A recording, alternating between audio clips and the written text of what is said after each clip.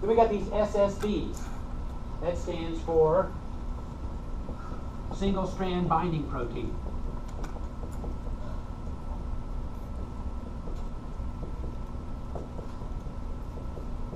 Okay? That's the little blue guys here.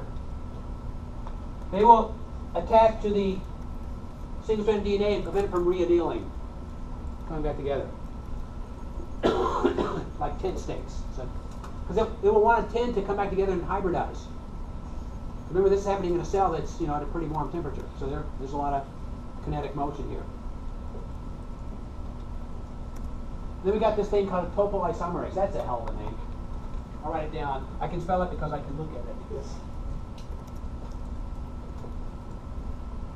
This is a protein that kind of removes kinks from the double strand. Because as you unwind the DNA, it will tend to cause this upstream DNA to start to supercoil. It's like you have like a cord, it starts to get these twists and knots here. Because as we'll see in the last slide, the DNA is actually tethered to the inside of the nuclear envelope. You start to unzip it, it'll start to coil in these big supercoils. It creates so much tension, it can't unzip the code. So what topoisomerase does, it'll nick the chain, allow it to spin freely, and then reseal it. Another enzyme will reseal it. Actually, this will reseal it to relieve the tension. All these enzymes are commercially available. We use them all the time in the molecular biology lab, where you were today. Perfect.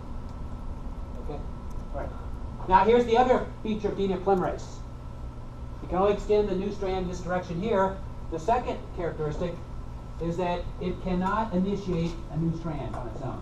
DNA polymerase.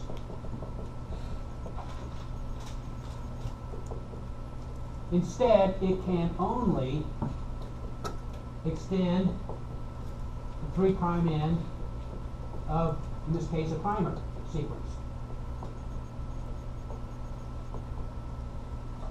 Okay? So it's got to be primed. The pump's got to be primed. Can't start on its own. And Dr. Mullis, that was a key feature that he used to develop this cloning method. As we'll see when we talk about PCR in lab next week. So these facts have practical use, practical application in molecular biology, biotech. So here's our primer. Okay.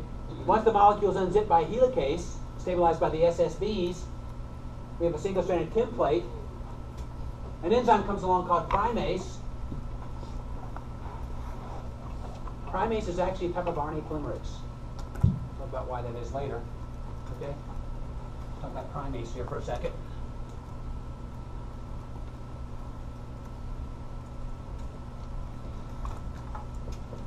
See, doesn't the other part of the class seem so simple?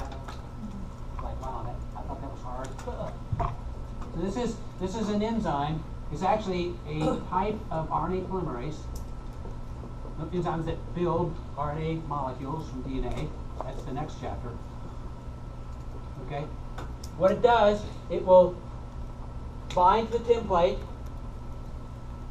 It can detect the DNA sequence of the template and will add RNA nucleotides going to base pair rules.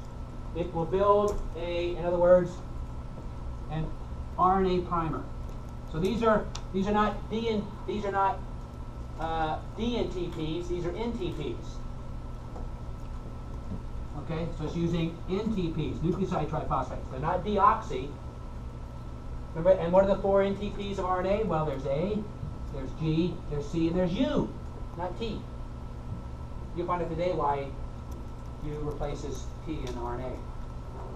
Actually, why T replaced U in DNA, because DNA came later. And this enzyme can only build a primer in the 5' to 3' direction. Okay, so it's gonna bind to this and attach RNA nucleotides one at a time. It doesn't need a primer. It can just bind to a naked template and start stitching them on.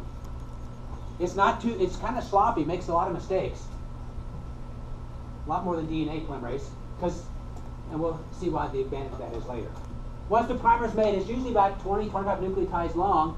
Primase falls off, The DNA polymerase binds, there is the clamp, and now it can extend the 3' end of the primer with DNTPs. So it cannot initiate new strand, it can only extend the 3' end of a primer. Okay? Think about that for a second. Time's up. Okay, give me 2 seconds.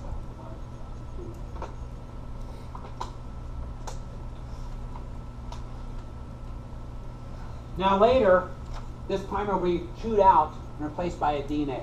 So the entire sister chromatid is all DNA. Okay? But this primes the pump. Because DNA polymerase can't just bind to the naked template and start building a complementary strand. It's got to have a primer already present with the 3' end exposed that can then extend.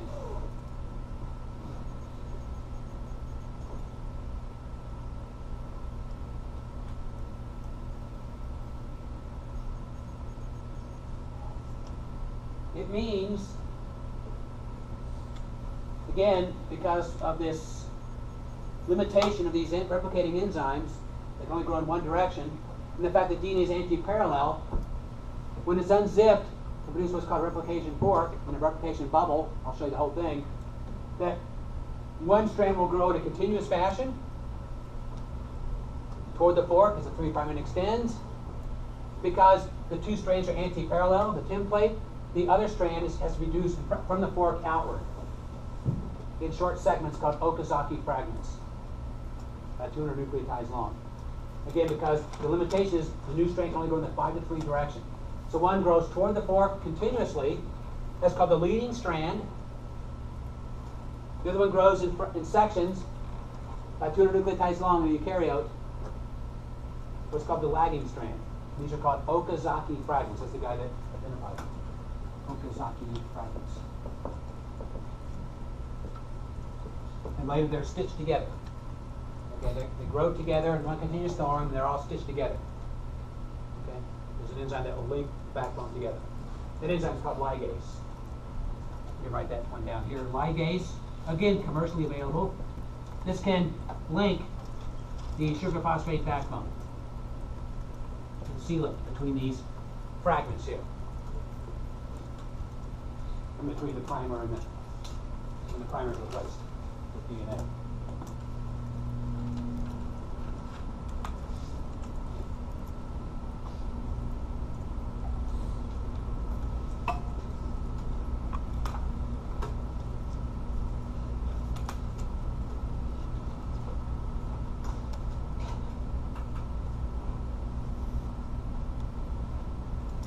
Here's some of the enzymes involved in replication that we're learning about in this class. Helicase unwinds the DNA. Primase initiates all new strands. There are 2 types of DNA polymerase in eukaryotes. Polymerase 3 is the main polymerase that builds most of the replicate complements. This is the one that replaces the primers. I said the RNA primer gets replaced by this guy. It can actually chew out the RNA primer and replace it with a DNA sequence. And ligase will then bind them together. Let's copy that down.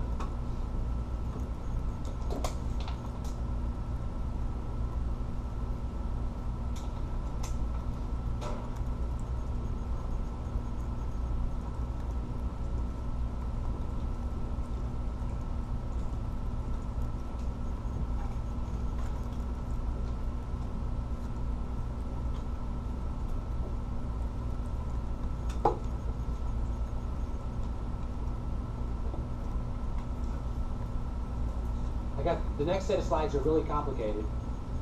Before I show you, I think I'm going to go to an animation, which is complicated, but I think it'll pay off. So when you copy that, I'll kill this, and hopefully the sound will work.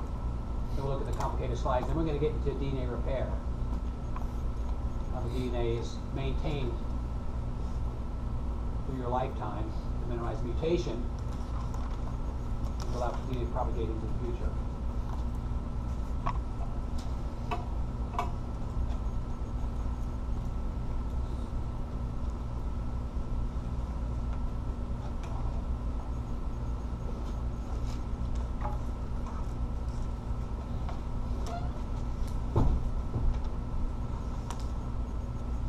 good to go on this? I kill this for a second? Okay, let me see if I can pull up that animation real quick here.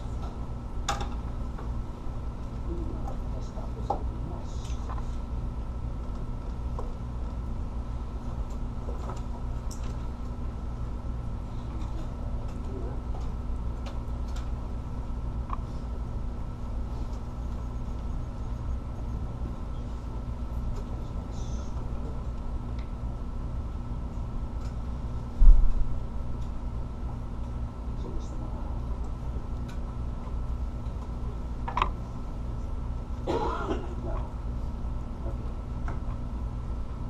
We'll do the simple one first, and we'll do the more complicated one. This is for Biology 130.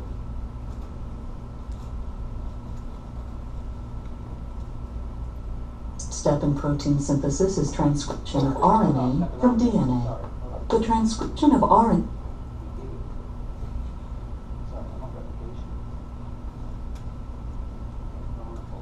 Sorry, I'm looking at videos.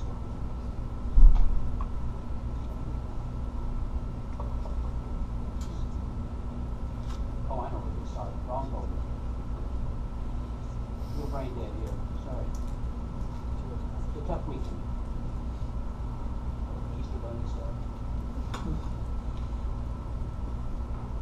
Here we go. Biological movies. That's what I want. Okay. Now we're going to get the kick-ass version here.